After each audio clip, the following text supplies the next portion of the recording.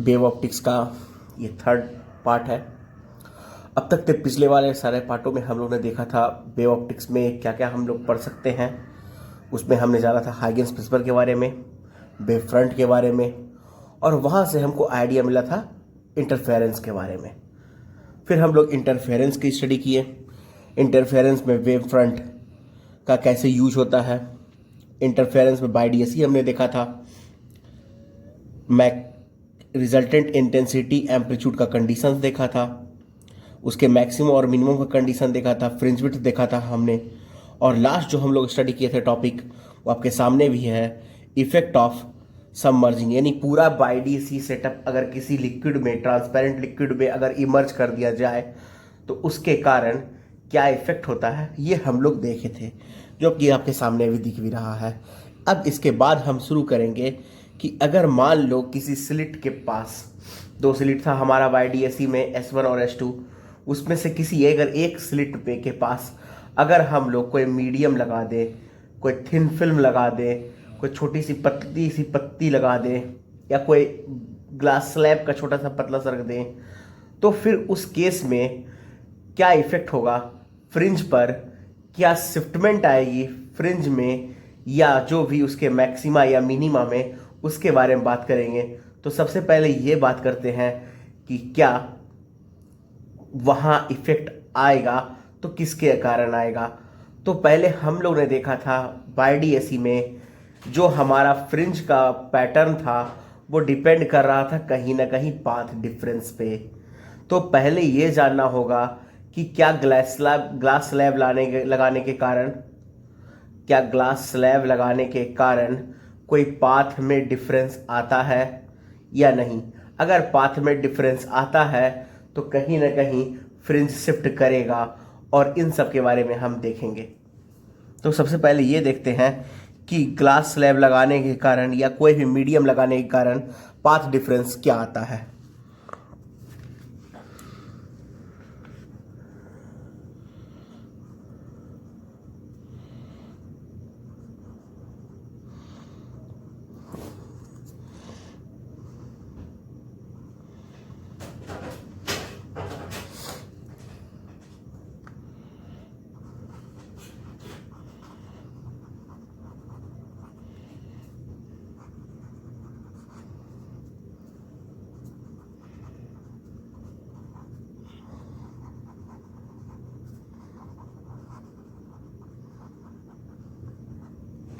तो path difference हमको देखना है दो पैरेलल रे के बीच का ड्यू टू डेंसर मीडियम। तो सबसे पहले ये हमारा एक रे है जो ट्रैवल कर रहा है एक मीडियम से जिसकी थिकनेस दी हुई है टी। ये टी थिकनेस का एक स्लैब है जिसका रिफ्रैक्टिव इंडेक्स दिया हुआ है म्यू। और दूसरा जो लाइट रे है वो डायरेक्ट ट्रैवल कर रहा है बिना किसी मीडियम का। और अब हमको ये देखना है कि इनमें से, जैसे मान लो ये रे आपका 1 है और ये रे 2 है, अब इन दोनों के पाथ का डिफरेंस क्या होगा। तो सबसे पहले ये देखना होगा कि देखो, अगर सिंपल समझा जाए तो यहाँ तो साफ ये दिखता है कि दोनों टी डिस्टेंस ही ट्रैवल किया होगा। बस अलग बात है कि एक आपका फ्री स्पेस में ट्रैवल कर रहा है, फ्री स्पेस मतलब कि एयर में, और दूसरा एक मीडियम में ट्रैवल कर रहा है। तो क्या अंतर आएगा इसको समझते हैं हम लोग। तो इसने तो डिस्टेंस टी ट्रैवल किया सी वेलोसिटी के साथ, बट ये डिस्टेंस सी यानी एयर में लाइट का जो स्पीड होता है उसके साथ ये ट्रैवल नहीं करेगा। यहां कहीं ना कहीं स्पीड डिक्रीज किया होगा। तो मान लेते हैं कि इसकी स्पीड v है, which will be c upon mu. तो time taken by the ray 2 क्या होगा, time taken by the ray 2, time taken by the ray 2 equals क्या हो जाएगा, डिस्टेंस जो हमारा t है डिवाइडेड बाय इसका v, तो t divided by c upon mu, यानी म्यू टी अपॉन सी। क्लियर है? यानी इसका जो टाइम हमको मिला है वो टाइम कितना मिला, ये म्यू टी अपॉन सी। अब हम ये देखेंगे कि इस टाइम में हमारा रे वन कितना ट्रैवल कर रहा है। तो in this time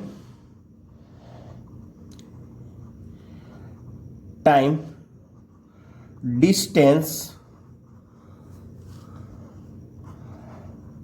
travelled by रे वन इक्वल्स क्या हो जाएगा, तो यहां इसकी वेलोसिटी अभी भी c है, ठीक है। तो यहां क्या हो जाएगा, ये c equals mu T upon C, यानी ये हो गया म्यू टी।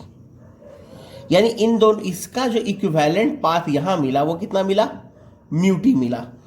तो यहां अगर हम डिस्टेंस t ट्रेवल कर रहे हैं तो यहां कितना डिस्टेंस ट्रेवल कर लेंगे उतनी देर में, म्यू टी डिस्टेंस ट्रेवल कर लेंगे। तो यहां पाथ डिफरेंस कितना आ गया हमारा, तो पाथ डिफरेंस हो गया आपका म्यू टी माइनस टी, यानी mu minus one into T.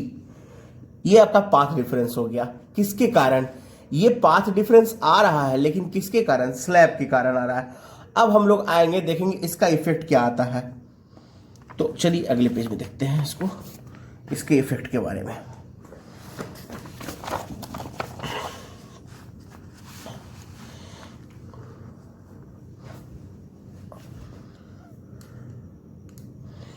अब आता है effect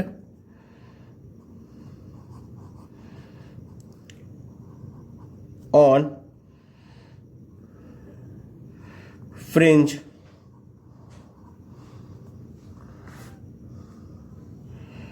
pattern on placing the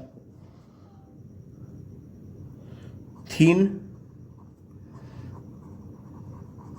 transparent slab in YDSE।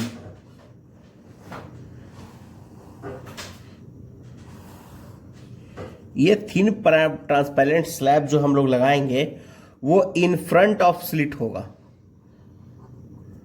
In front of slit, ठीक है। तो सबसे पहले उस सेटअप को जरा सा हम लोग देख लें। देखिए यहां एक स्लैब रखा हुआ है, मान लो ये दो सोर्स है S1 एंड S2, जो कि डिस्टेंस d अपार्ट है, ठीक है। और ये पॉइंट P जहां पे आपका सेंट्रल ब्राइट फ्रिंज बनता है, दैट इज सेंट्रल मैक्सिमा। यहां क्या मिलता है हम लोग को, सेंट्रल मैक्सिमा, ठीक है। अब कैसे समझेंगे इसको कि क्या यहां पर ही सेंट्रल मैक्सिमा मिलेगा या कुछ और होगा, चलो उसको देखते हैं। कंडीशन ये है कि जनरली यहां पर आप ये देखते हैं, अगर स्लैब ना होता तो जितना डिस्टेंस इसने ट्रैवल किया उतना ही डिस्टेंस ये भी ट्रैवल करेगा, both the distance are equal. अगर ये डिस्टेंस इक्वल है इट मींस कि वहां पे डेल्टा एक्स जीरो है। यानी इनिशियली क्या था कि डेल्टा एक्स यहां पर जीरो था, मतलब delta x zero it means कि फाई भी जीरो। क्यों फाई जीरो, क्योंकि हमने पढ़ा है कि फाई, या जिसको हम लोग डेल्टा फाई यानी फेज डिफरेंस कह सकते हैं, ये 2 pi by lambda into delta x होता है, क्लियर है। तो फाई जीरो हो जाता है यहां पर, कब, जब डेल्टा एक्स जीरो रहता है इनिशियली तब। और हम लोग पढ़े थे कि आई आर इक्वल्स होता है 4i cos square phi upon 2, ठीक है। लेकिन यहां कंडीशन यह है कि इसके कारण एक पाथ डिफरेंस हमारे पास आ चुका है, और वो पाथ डिफरेंस है हमारा mu minus one into T. ये पाथ डिफरेंस है यहाँ पे। इसका मतलब कि यहाँ पर जो है वो डेल्टा एक्स जीरो नहीं हो पाएगा। क्लियर है? तो यानी इसका मतलब कि कहीं ना कहीं ये सेंट्रल ब्राइट फ्रिंज यहां से किधर शिफ्ट किया होगा, किसी भी जगह पर। ये तो फिक्स है, कहीं ना कहीं ये शिफ्ट किया होगा। चलिए देखते हैं कहां शिफ्ट किया होगा।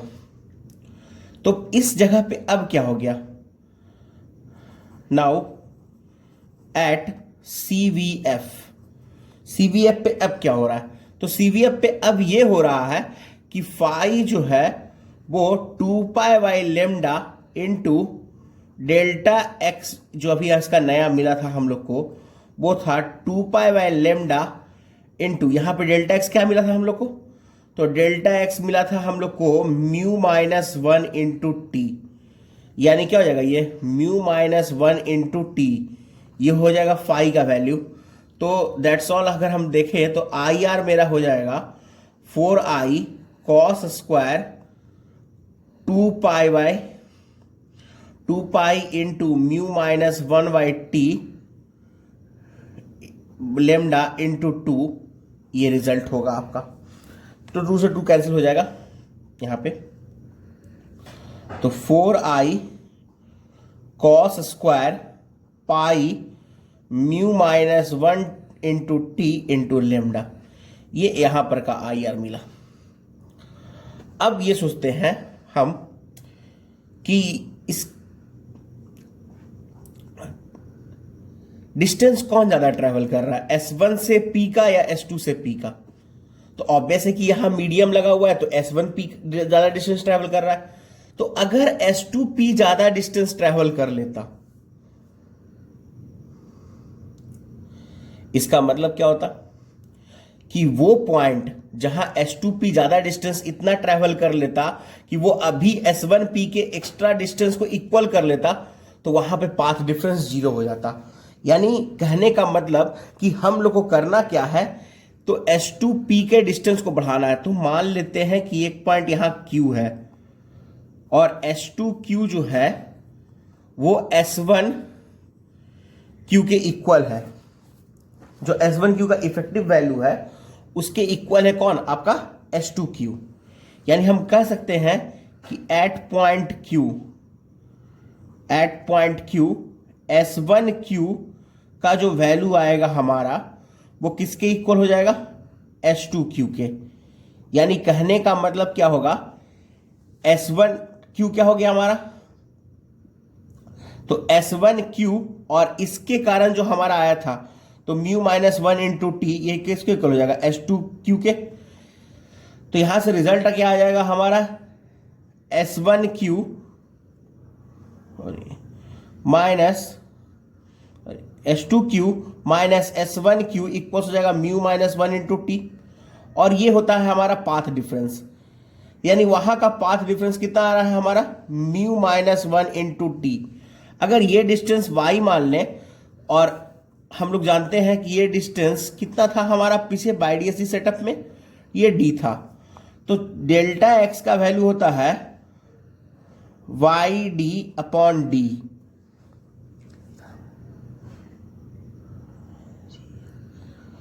ओह सॉरी YD अपॉन डी बाबू। सो क्या हो जाएगा यहां से, y D divide by D equals mu minus 1 into T.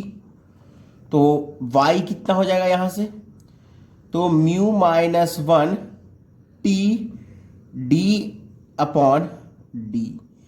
इतना डिस्टेंस पे आपका सेंट्रल ब्राइट फ्रिंज शिफ्ट कर जाएगा, जो कि आप डिस्टेंस यहां देख सकते हैं। अब जरा एक चीज देखिएगा, यहां पर हमने पढ़ा था बीटा का फॉर्मूला, जो कि देखिए यहां पे आपको दिख भी रहा होगा। बीटा का फॉर्मूला था लेमडा डी अपॉन डी, दिख रहा है। तो अगर हम इसमें थोड़ा सा सोचें, बीटा का फॉर्मूला होता है लेमडा डी अपॉन डी। तो यहां से जरा आप ध्यान से देखिएगा इस चीज को, डी अपॉन डी को हम लोग यहां से बीटा अपॉन लेमडा कर सकते हैं। तो रिजल्ट क्या हो जाएगा, y equals mu minus 1 T into beta divide by lambda. आखिर इसका यूज क्यों किए वो समझते हैं। हम जहां तक जानते हैं हम लोग इंटरफेरेंस में कि जितने भी फ्रिंजेस बनते हैं वो सारे आपस में इक्वल होते हैं। तो अगर पूछा जाए कि नंबर ऑफ फ्रिंज क्या होगा, तो नंबर ऑफ फ्रिंजेज यानी n ये होगा y upon beta. y distance बन रहा है फ्रिंज सेटअप का एक्सटर्नल, जो हमने यहां से p और q का शिफ्ट देखा। दूसरा कि एक फ्रिंज विड्थ हमारा बीटा है, तो n कितना हो जाएगा y upon beta, that is mu minus 1 t divide by lambda. इतना फ्रिंज होगा, जो कि आराम से कैलकुलेटेड है बहुत इजी वे में। हाँ, तो यहां तक हो गया हमारा, जो कि नंबर ऑफ फ्रिंज हम लोग निकाल सकते हैं यहां से। अब इसके बाद जो टॉपिक हम लोग को पढ़ना है वो है कि अगर हम इस YDAC सेटअप को, ये तो सेटअप था हमारा, अगर हम दो स्लिट्स हैं या दो सोर्स हैं हमारे, वो इस तरह से ले लें कि उनके लाइन ज्वाइनिंग, जो भी लाइन ज्वाइनिंग हमारा स्क्रीन के पैरेलल है, वो अगर लाइन ज्वाइनिंग इसके परपेंडिकुलर हो तो फिर क्या होगा। तो टॉपिक पहले यहां हम लिख देते हैं, स्पेस थोड़ा सा है।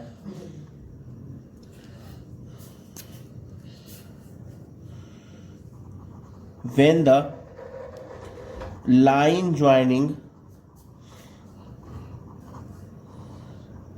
the source is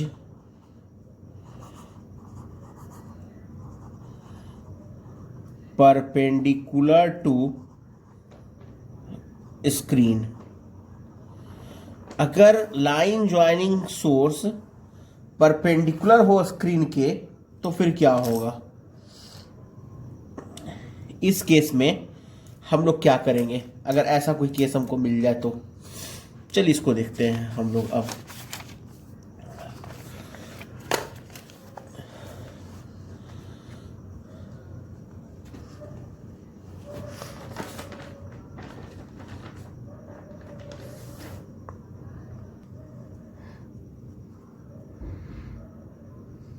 ये दो सोर्स हैं S1 और S2, और ये स्क्रीन है जहां हमको उसका पैटर्न देखना है।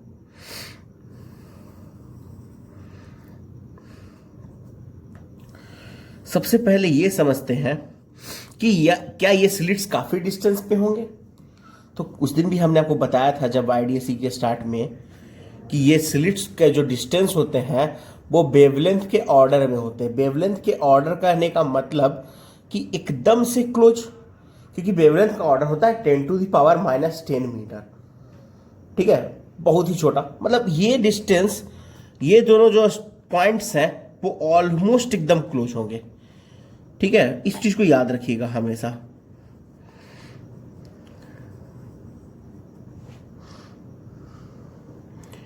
तो मान लेते हैं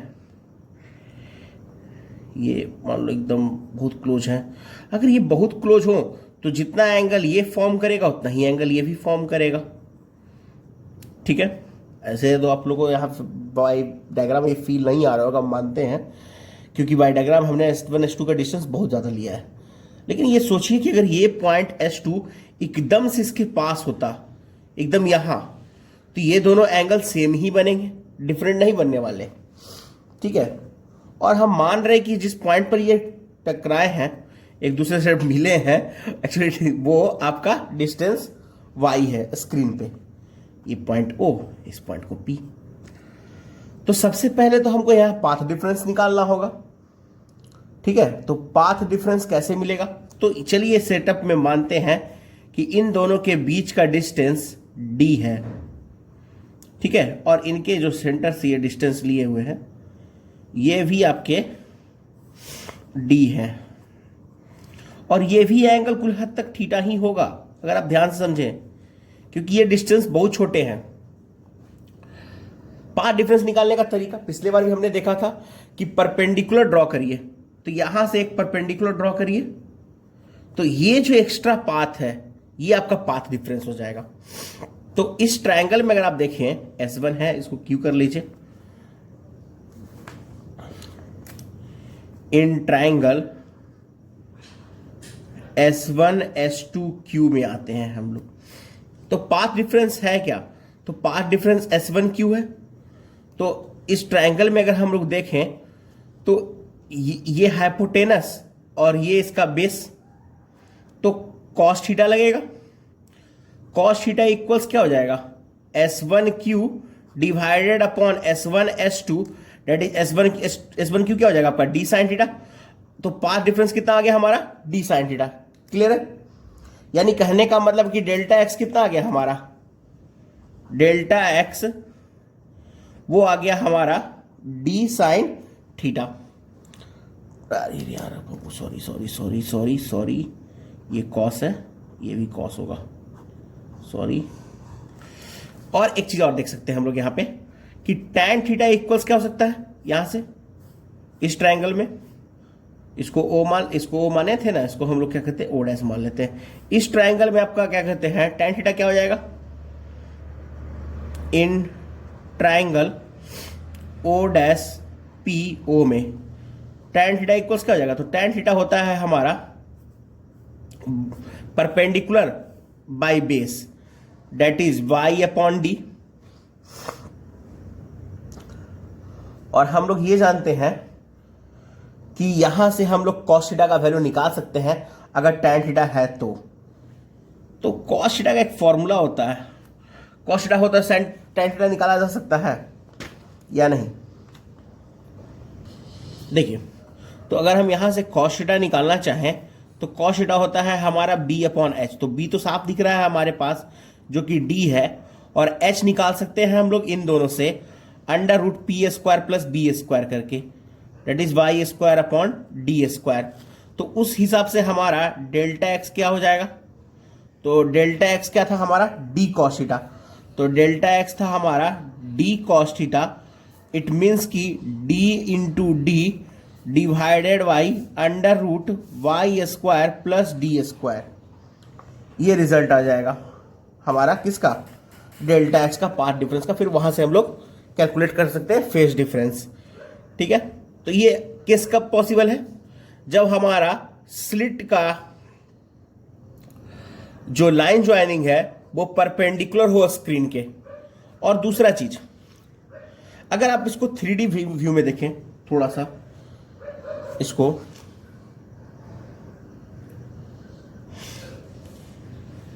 ये स्क्रीन कुछ इस तरह से रहा होगा,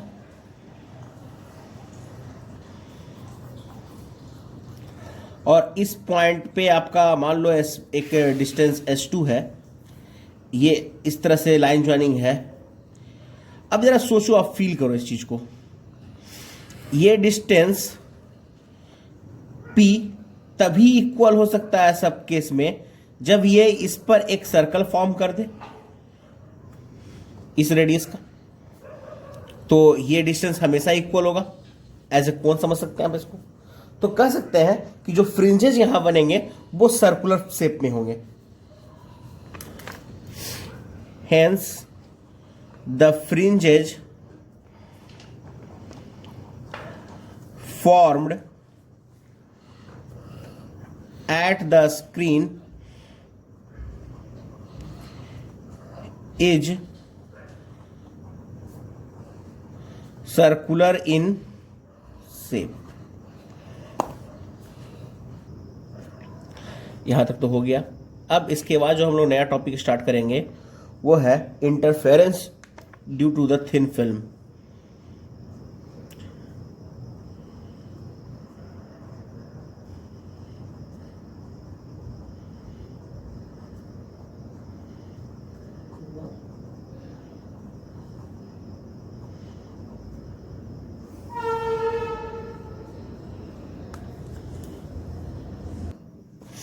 interference due to the thin film, इसको पहले हम लोग देखते हैं।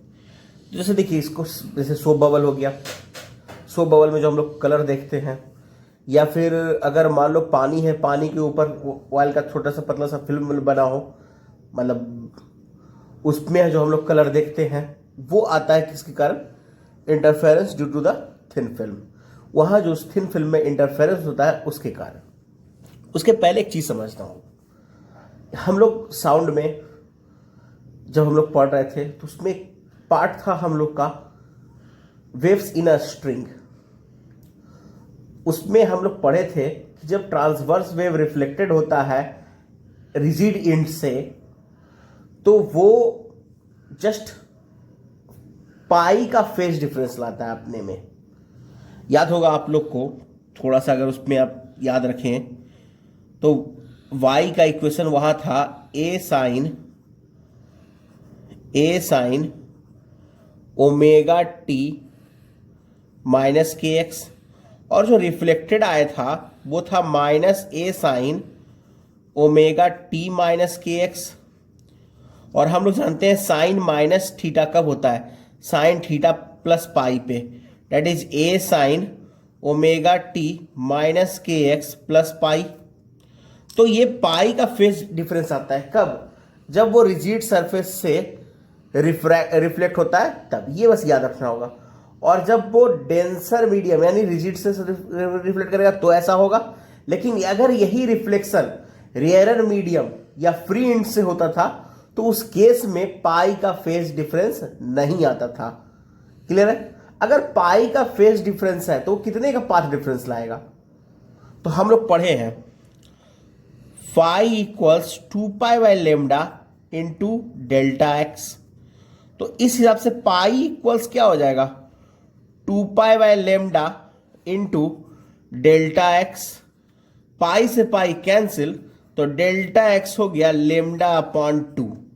यानी ये जो पाई का फेज डिफरेंस है उसमें वेवलेंथ का डिफरेंस ला रहा है, लेकिन कितना, लेमडा अपॉन 2। ये किसके कारण आ रहा है, ये चेंज आया है, ये पाथ डिफरेंस जो आया है वो सिर्फ रिफ्लेक्शन के कारण आया। किससे, जब वो रिफ्लेक्शन आपका डेंसर मीडियम में होता है, यानी रेयर मीडियम से जा रही लाइट अगर इंटरेक्ट करती है डेंसर मीडियम के साथ और आफ्टर रिफ्लेक्शन उसमें पाथ डिफरेंस आता है कितना का, लेमडा अपॉन 2 का। क्लियर है? ये समझ लिए हम लोग। अब समझते हैं कि यहां इंटरफेरेंस कैसे होगा। देखिए समझाने का प्रयास करते हैं। यह है हमारा थिन फिल्म, जो कि थिन नहीं लग रहा है देखने में, लेकिन मान लेते हैं यह है हमारा थिन फिल्म टी थिकनेस का, और इसका रिफ्रैक्टिव इंडेक्स है म्यू। ठीक है? और अब इसके कारण क्या होता है वो समझेंगे। तो मान लो अगर एक लाइट रे इस पे नॉर्मली इंसिडेंस किया,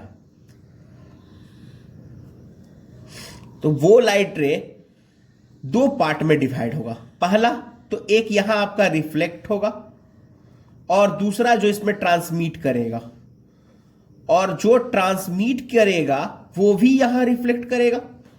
कहने का मतलब कि इस पॉइंट पर 2 लाइट रे आएंगी, एक लाइट रे रिफ्लेक्ट वाले और एक जो इधर से रिफ्रैक्ट होके इधर से पहुंचेंगे, इस सरफेस से रिफ्लेक्ट होके।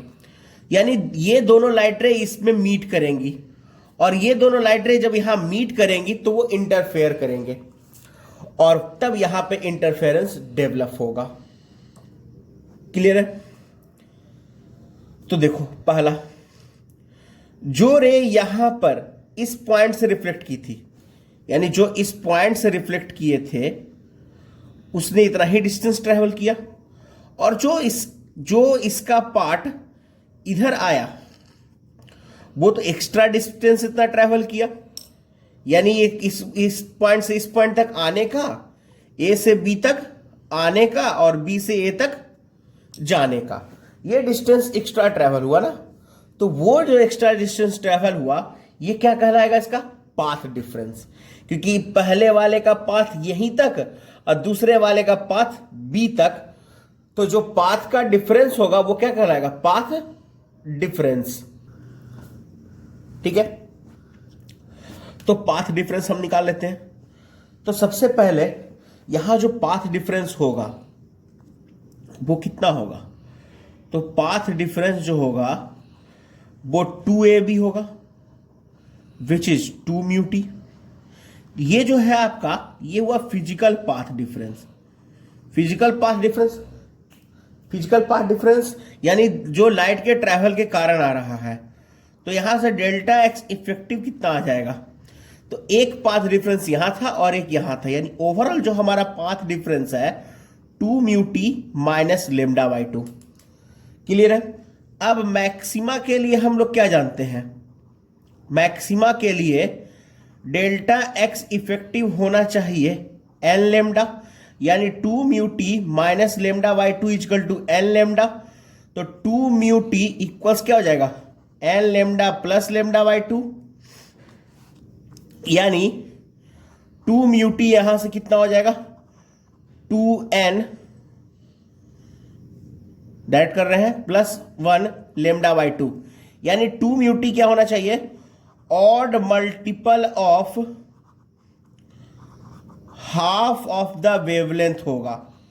कब, जब मैक्सिमा बनेगा तब, जब मैक्सिमा बनेगा तब 2 म्यू टी हाफ वेवलेंथ का ऑड मल्टीपल होगा। अब हम इसका एक और केस देखते हैं कि अगर मिनिमा होता तो क्या होता। फॉर मिनिमा, मिनिमम के लिए क्या पॉसिबल है, तो मिनिमम के लिए यह पॉसिबल है कि डेल्टा एक्स इफेक्टिव जो होना चाहिए वो ऑड मल्टीपल होना चाहिए वेवलेंथ का। ठीक है, तो यानी 2 mu t minus lambda by 2 equals क्या हो जाएगा 2n into lambda by 2 minus lambda upon 2। तो यहां से क्या हो गया, लेमडा अपॉन 2 और लेमडा अपॉन 2 कैंसल, तो रिजल्ट क्या आ गया 2 mu t equals n lambda, यानी यहां से 2 म्यू टी क्या होगा, इंटीग्रल मल्टीपल ऑफ वेवलेंथ होगा। यानी यहां से क्या हो गया कि ये हो गया इंटीग्रल मल्टीपल